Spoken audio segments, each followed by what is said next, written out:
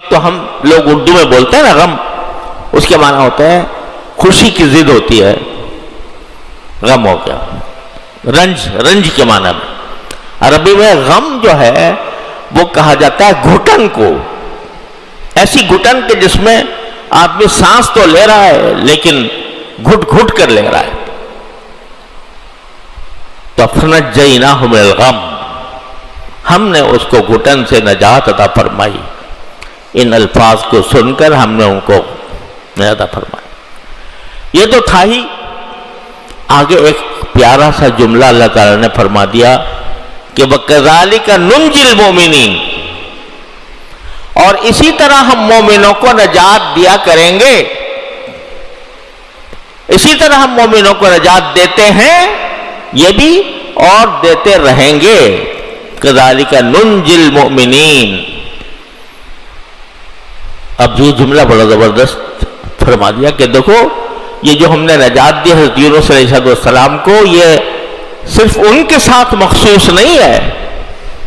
اے مومنوں، جب تم یہ دعا مجھ سے مانگو گے، میرے سامنے یہ اقرار کرو گے کہ لا الہ الا انت سبحانک انی کنت من الظالمین، تو ہم سارے مومنوں کو بھی نجات اسی طرح دیں گے۔ تو ہمارے حضرت فرمایا کرتے تھے، اللہ تعالیٰ ان کے درجات بلند فرمائے، یہ جو فرما دیا کہ ہم سارے مومنوں کو اسی طرح نجات دیں گے، تو یہ جو فرما رہے ہیں، فرمایا کہ جس طرح کی گھٹن میں حضرت یونس علیہ السلام تھے، اس گھٹن کی حالت میں جب مجھے پکاریں گے میرے بندے، مومن ہو کر پکاریں گے، تو ہم ان کو ان کی گھٹن سے نجات دیں گے، جس گھٹن میں وہ موجود ہیں ان سے نجات دیں گے۔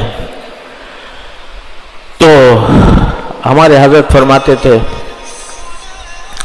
ہمارے حضرت فرمایا کرتے تھے، اللہ تعالیٰ ان کے درجات بلند فرمائے، کہ یہ جو فرمایا کہ ظلمات میں، تاریکیوں میں ہمیں پکارا، یہ تاریکیاں ایک تو ظاہری تاریکی ہوتی ہے، ظاہری اندھیرا ہوتا ہے، ایک باطنی اندھیرا ہے۔ کیا؟ گناہوں کا اندھیرا، معصیتوں کا اندھیرا، نافرمانیوں کا اندھیرا، والعیاذ باللہ، یہ معصیتوں کا اندھیرا ہے۔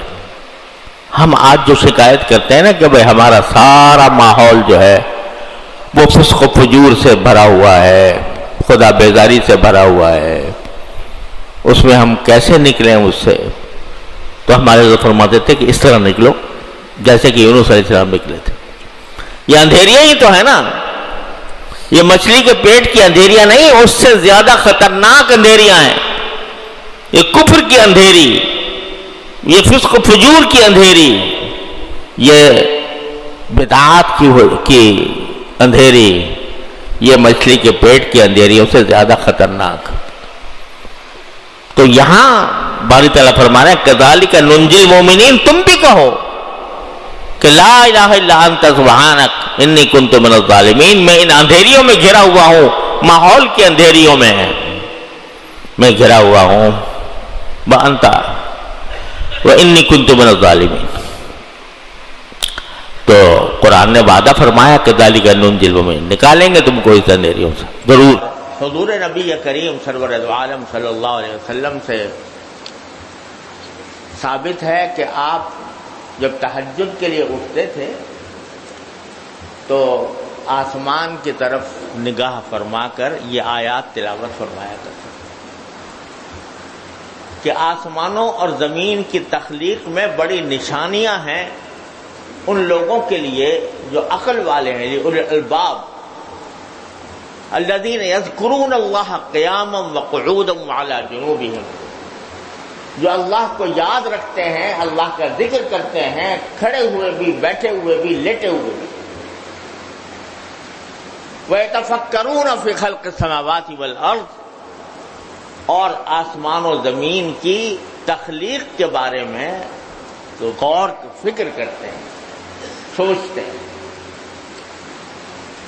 اور سوچنے کے نتیجے میں بے ساختہ گویا ان کی زبان پر یہ بات آتی ہے کہ ربنا ما خلقت ھذا باطلا، تو یہاں در حقیقت ترغیب دی گئی ہے اور ان لوگوں کو عقل والا قرار دیا گیا ہے جن میں یہ دو صفتیں ہوں.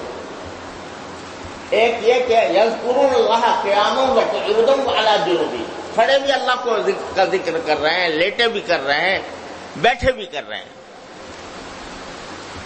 اور ایک تو صفت ان کی یہ ہے کہ اللہ کو یاد رکھتے ہیں، کھڑے بھی، بیٹھے بھی، لیٹے بھی. اور دوسری صفت یہ ہے کہ آسمان و زمین کی تخلیق پر غور کرتے ہیں. یہ ایک مستقل ایک نیکی ہے، مستقل ایک عمل ہے جو مطلوب ہے اور جو ایک بندے کے لیے قابل تعریف ہے، جس کے لیے رسول اللہ تبارک و تعالی نے اس کو اولو الالباب میں شامل فرمایا، عقل والے.